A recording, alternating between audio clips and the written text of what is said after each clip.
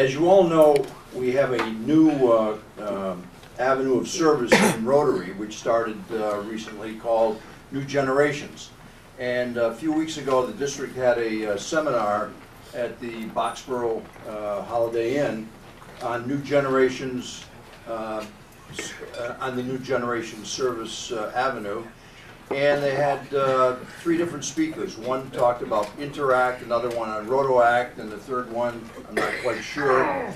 But in any event, I spent the day there, and I listened to a speaker by the name of Doug Mealey, who was going to be our speaker today, talk about the Interact experience that he's been through.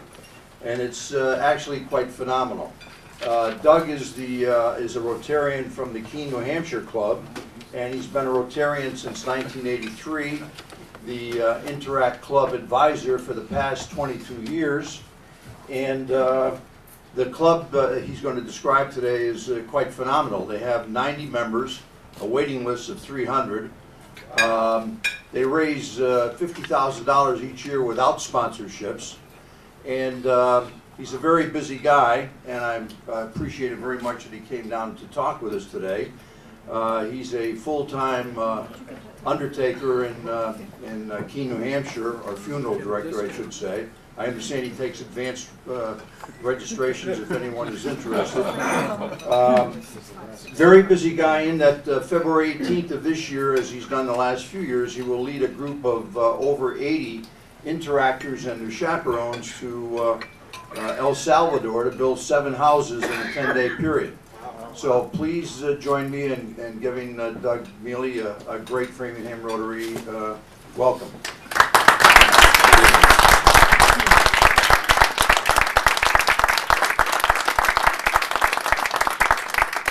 Sit down. Normally you give a standing ovation when someone's done something really great, or unless you're going to give me a check. That's not going to work. Okay, I don't need that. Can you all hear me all right? Yes. All right. At church, when there's an announcement to be made, they ask the big mouth to come forward, and I can be heard over hundreds of people chattering. First of all, definition of a high school student is a 2-bit punk, likes to drink, binge drink, smokes like a chimney, and tattoos every part of their body you can think of, a lot of other parts of their body that you don't want to think about, piercings. You know, something really should be done about these 2-bit kids. Guess what? There are people that actually think that way, and something has been done about it, and it's called Rotary International. And what we've started, don't mind me while I just get dressed here, is Interact. And this is our club's shirt.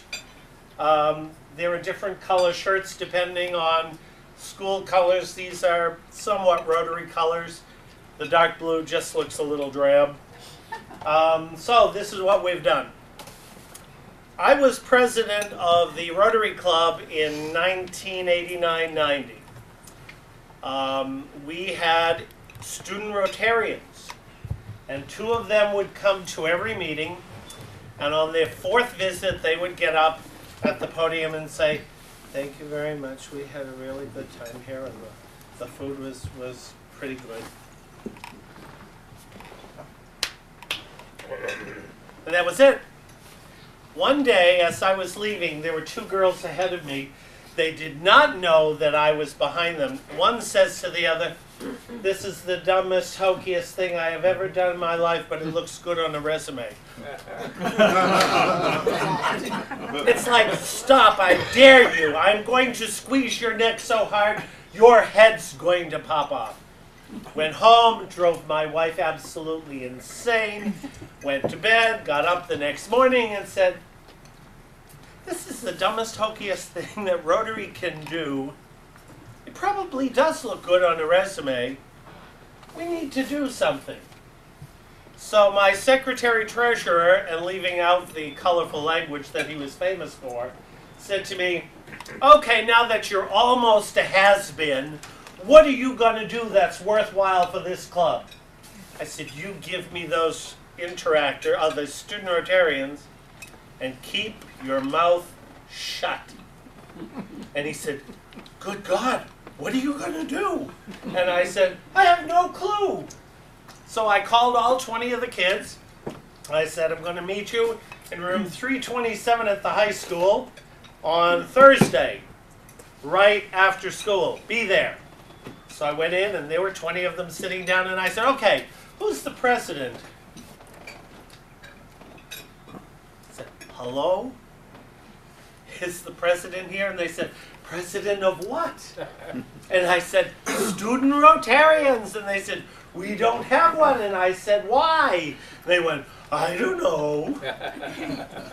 I said, do you have any officers? And they said, for what? And I said, I don't know. So I said, okay, we need to reform and get moving just a little bit. Let's get some officers' positions going so that you guys can start doing things. And they went, what things? And I said, I don't know. It's up to you. This is your club. One step forward, two back, two forward, one back. 4 or 5 years later, someone said, hey, Mealey, was it very hard for you to charter your Interact Club? I can look and act stupid enough without trying to have some help. I had no idea what this person was talking about. It's, no, not in the least. All right. Has Keene, New Hampshire ever had their student Rotarians chartered? And she said, you mean your Interact Club? And I thought, second time I've heard that word. Yeah. And they said, no. And I said, what do I do? They sent me the paperwork, filled it out. I went back to the kids and said, guess what? You're illegal. They went, oh God, are we in trouble? And I said, I don't know. And they said, I said to them also, you are no longer student Rotarians. And they said, we aren't? Why? And I said, there is no such animal. You are interactors. And they said, is that good? I said, I don't know. And we moved forward. After 22 years of working with these guys, we've sort of morphed into this thing that's both good and bad.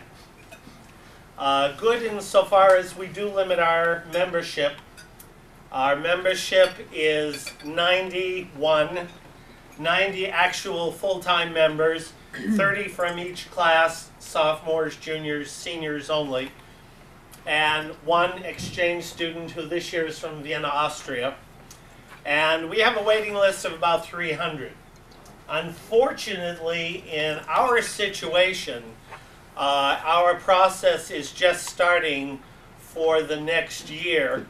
And I have even been physically threatened on a phone call saying, Mealey, if you don't let my granddaughter into that club, I feel sorry for you, because if ever I see you walking down a street that has no streetlights, I will guarantee you will never make it to your car. And I'm going, over Interact? What are you talking about? Or the mayor or the city councilors or the priests or the rabbis will call and say, you've got to help me. We've got to have so-and-so in there. They're such a good kid. And I said, there's a lot of good kids out there. But it's me and 91 of them. The ratio is really good enough. Thank you very much. The concept of starting an Interact Club is totally foreign to most people and makes them feel uncomfortable because it can't work. It's not done that way. I hear what you're saying, but we're just going to try this, and a few years later it washes out into a meaningless, nothing sort of a group. How many of you here are actually living here in Framingham? How many in your high school, roughly? 1,600. 1,600? Yep. Okay. We have a high school of 1,700 in Keene, all right? And we have a membership of 90. Let's say, for instance, just for the sake of laughs, that you wanted to start an Interact Club and do this in whatever school district that you live in or are coming from. how many, again, raise hands from Framingham. I'm going to put somebody on the spot. You. Okay. How many kids would you like in an Interact club to start with? Probably 10 to 20 to start with, but take 5 maybe. Why? I You don't said know. to start, you might not be able to start fish. Why? Is that what you're saying? No. No. Okay. That's problem number one, and I'm not knocking you. Someone else from Framingham. Yes, sir. No, we cover not only Framingham, Ashland, Holliston, and Hopkinton. Okay, and in our area, we have 9 surrounding towns that feed into us also. That's not part of the approximately 1,200.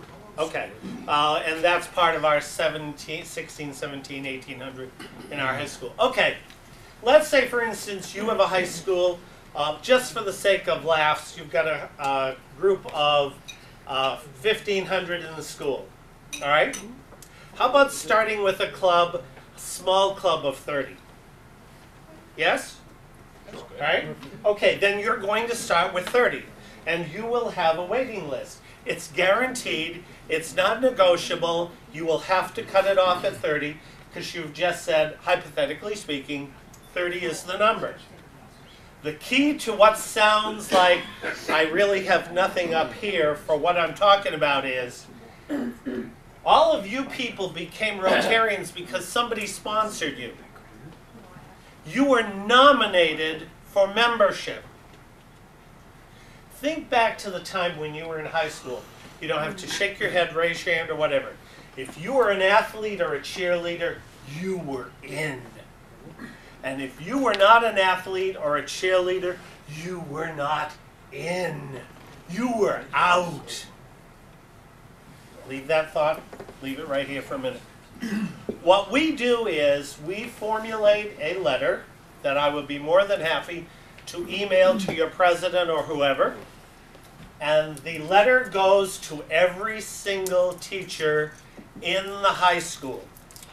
First time around, there is a list of all, like for instance, if it were to be done soon, all freshman names in one pile, all sophomores, all juniors. And then you say, okay, we would like you to nominate 10 freshmen, 10 sophomores, 10 juniors. The secretary runs all the stuff off, if you're lucky, otherwise you have to do it. And the teachers nominate the students. A Rotarian will go in, pick up all the votes, tabulate them, and then you take the nominations, the kids who have been nominated, with the most number of nominations. Equal number of males, equal number of females in every class level. So say for instance, you say, okay, everybody who received 10 nominations or more, and you might get half of the males and half of the females. So you lower it to, okay, 9 nominations. And you pick up 1 or 2 more, okay, I'll go to 8. All of a sudden you've got 40 of each. You choose who the 10 are going to be, 5 females, 5 males from each class level. And then it is the responsibility of someone here or the Interact advisor to phone every single kid that has now been nominated and that you have decided should come together as interactors. You do not send them a letter.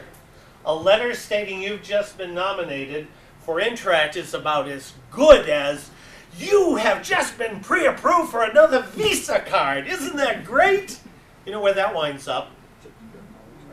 But if all of a sudden you get a call and saying, hey, my name is Doug Mealey, you don't know me from Adam, but I am the advisor for Interact at Framingham High School. The teachers and administration at the high school have just reviewed all of your class level, and based on a list of criteria that they were given, you have been nominated for membership into Interact, which is sponsored by Rotary, and it's a service club.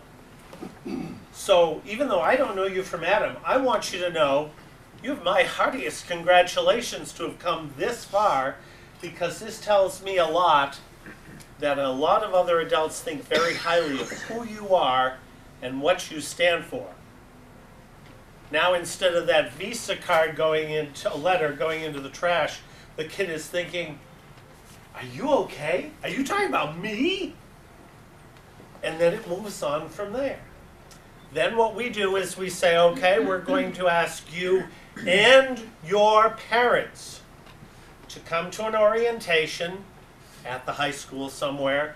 We ask that the Rotarians do a little baking of brownies or whatever and supply some punch or soda.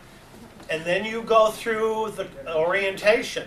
What is it that Interact does? What don't they do and why? And then have a question and answer period. And then I say to the people, after that's all over with, we're going to ask you, do you want to accept your nomination? No one's going to hold a gun to your head and say, you're going to be a member whether you like it or not. And then we'll move on from there. First thing, they have to elect their officers. They have to figure out what they want to do. Is that going to change all the time? Sure. Are they always going to be successful? Absolutely not. I will deliberately let them fall on their faces every now and then. How are they going to learn? We have a thing called a pumpkin festival. I drive the kids insane because we have 4 food booths, and sometime during the day the kids will run up, Doug, we're all out of food. What do we do? I said, go back and figure out if you're going to buy more. Well, do you think we should? I said, yeah, I think you should decide if you want to buy more. You buy more, you sell more, you make more. You buy more, you don't sell it, you're going to lose it. If you do absolutely nothing, the committee won't let you tear down. You have to stand there and look pretty. In your case, that's going to be real hard. Ah, jeez. So they go back, yeah, we're going to buy more. How much do you think we should buy? I said, I think you need to go back and figure it out. I said, if you buy too much, you're going to have more food than you need. You lose some money. If you buy a little amount, you sell it all, you might have to go back for more. You're not going to tell us, are you? I said, nope. Welcome to the real world. We do this with a lot of what we do. I tell them over and over and over again, you are as good as I am. We are on an even plane. Our motto is service above self. We do not accept donations. We do not look for sponsorships. We won't accept them. We do not read thank you notes if our cover is blown, because most all of the money that we raise, we give away anonymously. Because if I know you need something and I give you the money for this, you're going to give me a hug maybe, a handshake, pat on the back, a thank you note. Maybe I only did that because I wanted the praise and the feel-good attitude. But if I know you need something and I go to this gentleman here and I say, this is what he needs, will you keep your mouth shut and take care of it? And you don't know who we are, they'll follow along with it. The kids have learned to give because they want to give, and they give from the heart. I love the story that we had where the kids were called hooligans. We had an 87-year-old woman who lived out in the boondocks of one of our towns. She has no furnace. She has no hot water. She does have a telephone and electricity. And every single day of her life, she goes into the woods to get wood to bring in so she can heat to keep warm, or to boil water so she can cook or bathe. She got sick. She had no wood. The neighbor heard about it, called us. We had a truck come over and dump 4 cords of wood in her driveway. And then the neighbor called back and she's laughing hysterically and she said, I have to let you know what you are, you thug, you. And I went, huh? She said, she just called and said, good God, this truck just came and dumped all this wood in the yard, and these cars came and these kids came out and they piled the wood and covered it over with plastic, and they wouldn't tell me who they were. These hooligans were just everywhere. Then they hopped in their cars and took off, and I don't know who they are. And she said, oh, gee, you know kids nowadays. And she said, yeah, right. That's what sort of develops. We went to a seminar at Keene State College that was run by the Brattleboro Rotary Club called Clean Waters for the World. And so some of the kids called and said, we hear this is coming up, can we go? And I said, I'm not your father. You can go if you want, it's open to the public. Well, would you come with us? Sure, why not? So I went with them, they were about 13, we listened to all about this environmental stuff and clean waters for the world, and the kids were on fire. To make a long story short, they donated $7,000 to the Brattleboro Rotary Club. They gave it back and said, let's go for a matching grant. And I said, Rotary International doesn't give matching grants to high school kids. And they said, don't you worry. We got the matching grant and provided 5 solar-powered water purification systems for people in El Salvador, so that now 5,000 people are drinking clean water because of what the kids did. Felt pretty good. And about a year and a half later, one of the kids who was feeling a little frisky that night came up and he said, hey Doug, remember that water gizmo thing that we did in some Central American country? And I said, yes. He said, do you think they're in place? And I said, I don't know. He said, well, what if they aren't? And I said, well, then the pieces are probably in a pile underneath a banana tree collecting dust. Well, let's go down and check it out. I said, okay. And he went, we can go? I said, again, I'm not your father. I said, I can go. I don't have to ask my dad. So for the first year, 12 of us went down. We said to the Rotarians down there in the Noroeste, Cuscatlan and Sonsonate Rotary Clubs, this is why we are coming. We do not want to be treated as tourists or guests. You show us the poorest of the poor and then leave us alone. Every night we gathered and sat on the floor in a circle, bawling at what we had seen and experienced for the day. And every night before we got through, I just said to them, I will smack you silly